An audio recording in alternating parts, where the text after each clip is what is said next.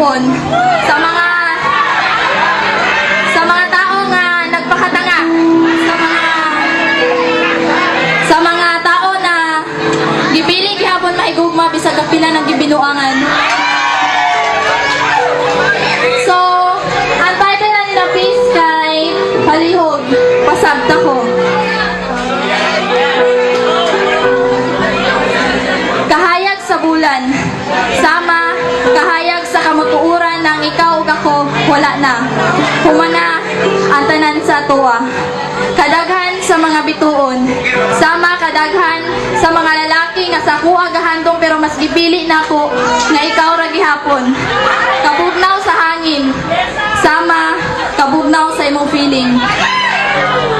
Wala ko kapalo kung asa ko magsugod o dapat na lang ba nako ning ilaktod.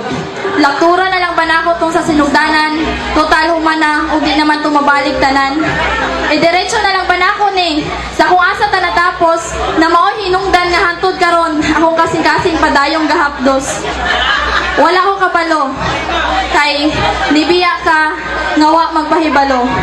Dagan kay kog mga pangutana kung unsay mali o kulang ngawa nako nahatag sa imuha. Sa sinugdanan, daghan kay kagstorya. Daghan kay kag mga saad sa kuha og katunituon ako sa imuha. Kalit na lang nagbago ang tanan nga wala ko kabalo unsa ang hinungdan. Palihog, pasabta ko. Kulang pa ba ako mga hugot na pagakos nimo? Kulang pa ba ang akong gipakita na gugma sa imuha o di lang gyud ko mahimong sakto kay dili man ka kabalo makontento.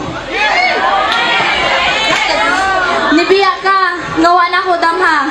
Natapos ta pero akong gugma, nagpabilin sa imuha samtang ikaw. Tua malipayon sa imong bagong nakaila. Og ako, ania, nagdahong gihapon, nga basin, mubalik pa ka. Wala ko kabalo o saon para makalimtan ka. Mura man gud kag akong kilay, dili man perfect pero akong life. Mura kag charger og ako ang cellphone, kinahanglan ti ka sa tanang panahon. Para malikayan ang kasakit, gihimo na nako ang musinggit.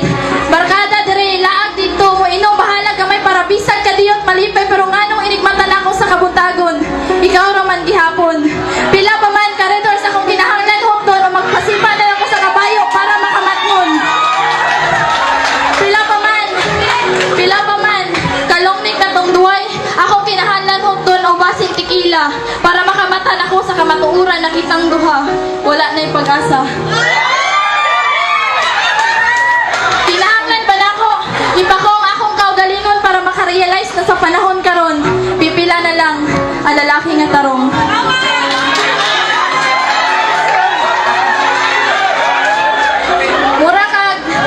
Mura kag messenger. Ako imong mighty karon pero inig kahuman sa 24 hours lahi na pod. Wala ko kabalo nganong sa imuha ko permi gagukod. Kusog man unta kumudagan pero nganong dili man ti ka maapsan. Kapulan man gyud unta kaayo ko pero nganong di man ko kapuyog higugman nimo.